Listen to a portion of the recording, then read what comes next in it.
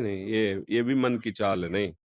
अगर कोई अतिथि आया है या घर परिवार का सदस्य है, भगवत भावना करो, जिनकी पूजा कर रहे थे वही तो आए हैं। भावना कर लो, बढ़िया बन जाएगा। आओ, आओ, बिठा के बैठो। कोई अतिथि आया है, उसको जल पिला दो, बैठाल दो। अगर बहुत अधूरी सेवा, तो उससे अनुमति ले लो कि आप 5 मिनट हमें समय दीजिए, मैं अपनी श्री जी की सेवा कर लूँ, फिर आपसे बात कर सकता हूँ। तो अगर थोड़ी भी सद्भावना, तो तुरंत तो कहेंगे, नहीं, नहीं, आप श्री जी की सेवा कर लिए। अगर ऐसा है कि मैं मुझे ब 2 मिनट ही टाइम है, तो हम अपनी श्री जी की सेवा रोक देते हैं, उनसे बात करें। हमें उसमें घबराना नहीं है, मतलब अंदर से बेचैन नहीं होना कि ये नहीं आता तो हमारी श्री जी की सेवा पूरी हो जाती। नहीं, नहीं, उस रूप में भी श्री जी आई हैं, उस रूप में भी हमारे प्रभु आए हैं। देखो, हमारी भक्ति का स्वरूप यही है, परिपक्व भक्ति का स्वरूप, कि चराचर जगत में प्रभु के सिवा कोई नहीं है, अंतिम बात ये अनुभव में आ जाए। जड़ चेतन जग जीव जत, सकल राम मैं जान, बंदों सबके पद कमल सदा जोर। सच्ची मानो ये केवल माया का नाटक है कि हम तुम स्त्री पुरुष राग द्वेष, नहीं, ये केवल भगवान ही लीला कर रहे हैं। तो जब कोई अतिथि आया, भगवान पधारे, आओ मृदुवान, बैठिए आप, जल पिएंगे आप?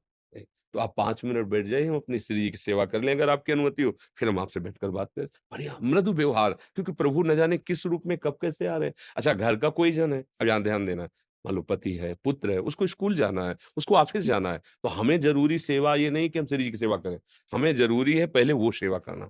उनके लिए टिफ़िन बना दिया, उनके लिए वो, आप उनके लिए तैयारी कर दी, आप जाओ। अब हमारे पास समय, तो हम उस समय को सार्थक करें श्री जी की सेवा में। पहली प्रधानता गृहस्थ की होनी चाहिए, जो आपको कर्तव्य कर्म मिला है। मान लो आप सुबह उठे, 1 माला जप लो, इसके बाद आप जाओ नौकरी। बीच-बीच में आप नाम जप करते जाओ, मंत्र जप, आपकी हर सेवा भजन हो रही।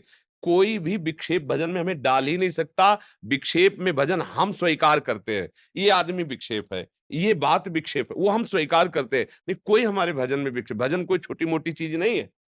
भजन ऐसी महान चीज़, पूरे विश्व को पचा जाए, पूरे विश्व का विरोध सह करके भी मुस्कुरा दे। भजन बहुत बड़ा बल है। इसलिए छोटी-छोटी बातों में विक्षिप्त होना ठीक नहीं है कि गृहस्थी में होना, फिर अगर हम बाबा जी होते या विरक्त होते तो भजन कर लेते, असंभव।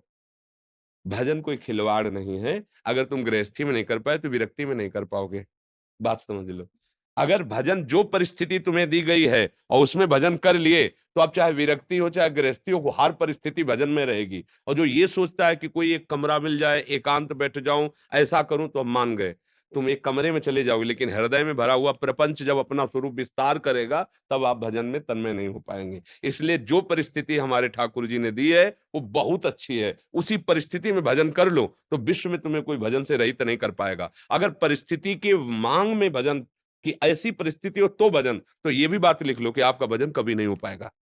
हम जिस परिस्थिति में हैं, वो हमारे लिए योग्य है और भगवान ने विधान किया है और मुझे वैसे ही भजन करके दिखाना है, कोई परेशानी नहीं।